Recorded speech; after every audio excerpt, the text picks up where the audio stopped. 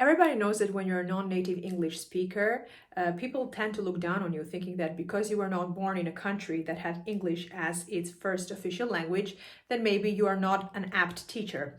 I'm offering you 5 different ways of getting rid of that negative perception that non-native English teachers hold in the ELT world. Number 1, when you're going to that job interview, the first thing you have to do is speak in English, no matter how many languages you speak. That is your business card, that is your visit card, and the first thing you have to do is show the person in front of you that you are able to speak in English and well.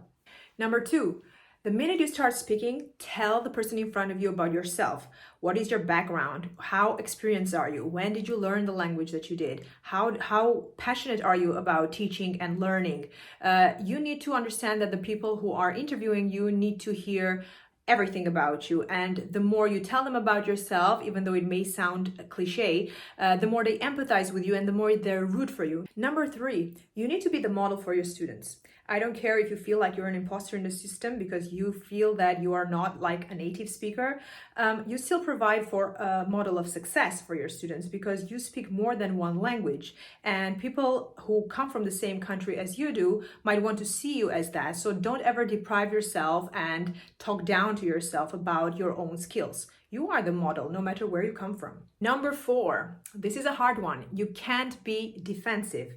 I know you've heard it many times. Most people are not aware of the bias that they hold against non-native teachers. So there might be some explaining to do. Just don't get too angry about it. Be patient and remember to breathe. Finally, number 5, less is not more in communication. If you know more than one language, you shouldn't feel at fault. You should be feeling blessed. So take that in. You have more communicative tools. You can spread your message to a wider audience. So don't ever feel sorry about that. 2 is always better than 1 when it comes to communication. One last thing before I forget. As long as you remember that being a non-native speaker doesn't deprive you of your certifications, of your qualifications, then you're good to go. Remember that having learned to be a teacher is a skill set all on its own, and it's not something that you are born with. And you really have to understand that and lift yourself up rather than talk yourself down every time you have to go into a classroom or speak in front of a recruiter. There are also laws in place that protect you from any kind of discrimination. If you enjoyed watching this video, please make sure you subscribe. I really appreciate you being here and taking some time off your day. You can also find me on Instagram at the non-native speaker with underscores after each single word. Really let that information sink in.